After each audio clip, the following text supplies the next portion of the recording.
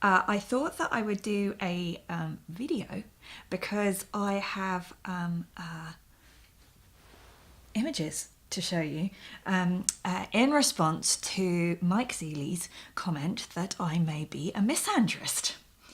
So I thought that, firstly, Mike, I think that Facebook's algorithm has probably really shown a weird twist of fate, because once you had a discussion with me over a feminist post I put, so has decided that every single post that I post that is feminist is going to come to you, because I kind of thought, do I? And I know I post a whole heap of stuff that is feminist, but because I am one, sorry.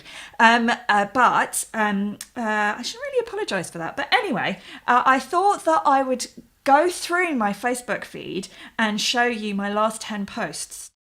So I'm going to do that, and then I am at the same time going to comment about my posts and what I thought of them and why I posted them, because I realise I'm not very good at talking about myself, which is probably why I post stuff on my Facebook rather than what I'm doing, because I'm just not that type of person.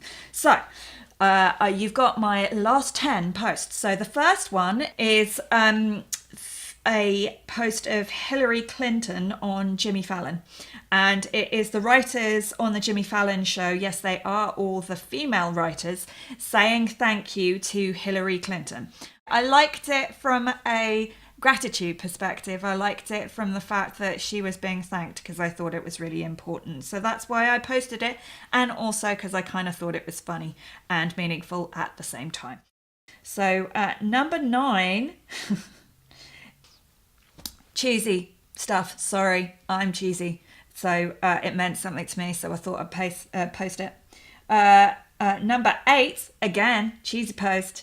You are beautiful because you let yourself feel, and that is a brave thing indeed. Number 7, I think, is when you can't look on the bright side, I will sit with you in the dark, because it was Mental Health Week. Okay, so number 6 is remember her. She's still there inside you waiting. Let's go get her, because I think we've all got our inner kid that we should let out every once in a while, and I don't let my inner kid out enough at all, as my husband will probably verify. Is a video of a man. Yeah, he jumped off the Golden Gate Bridge. I thought it was an amazing story. And basically he said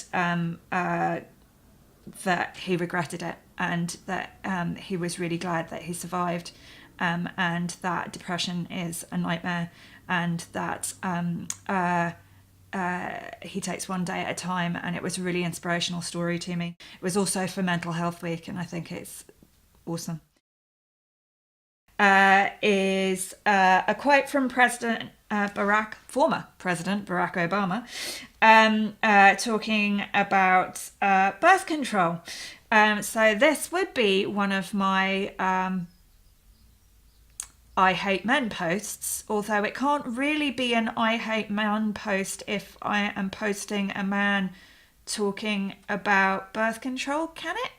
So I liked it because it was a man. It was a man saying, we should have the freedom to choose. I believe thoroughly that women should have the freedom to choose what way they go, and I don't think that whilst I respect people's religions, I don't think that it's appropriate for religions to tell me how to live my life if I am not of said religion. This one, yes, okay, Mike, this one is a bit ranty. I did think about this one and think, should I post it or not?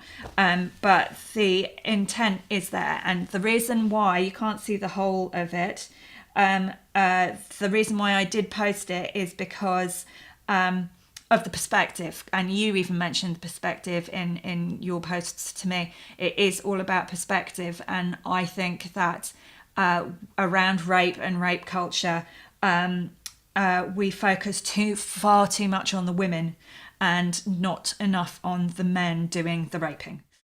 This one is a Guardian article about abuse and contemporary film. Just to let you know, I had just been to see the new Blade Runner movie, and I was hugely disappointed because it showed a dystopian world that was like massively stuffed up and where women were enormously objectified. And when I'm saying enormously, I mean literally enormously, because they were making statues of women on all fours with high heels on. I liked that touch. I didn't. And that were as high as buildings in Las Vegas because they were based in Vegas.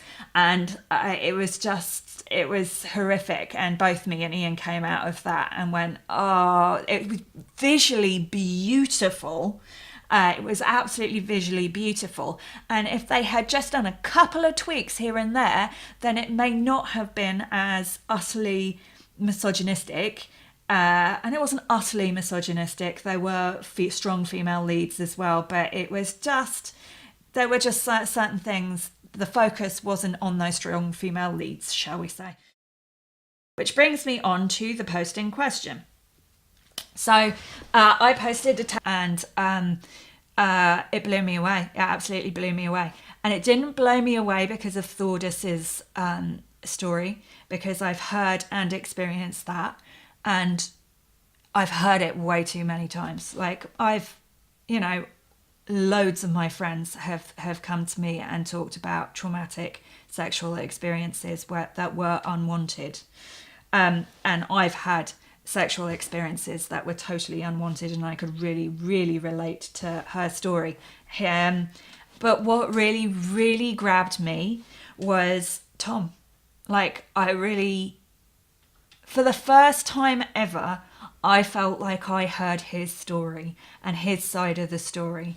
And it was really, really nice to hear. And I want more men to speak up, which is why I wrote, imagine a world where men took responsibility for their actions and ensuing consequences, where a hashtag for men to own up to their part went viral. Because I know that you may have known and know a lot of honourable men, but there are a lot of men who don't realise what they've done or don't want to realise what they've done, who don't want to own up to it because they don't want to think that they aren't one of those amazing men. And for Tom to tell his story and to tell his side of the story and to acknowledge that what he did was wrong was really enormously powerful for me. And it just felt like he wasn't just speaking for himself, but he was speaking for other men as well. And I just wish that more men could be brave like that.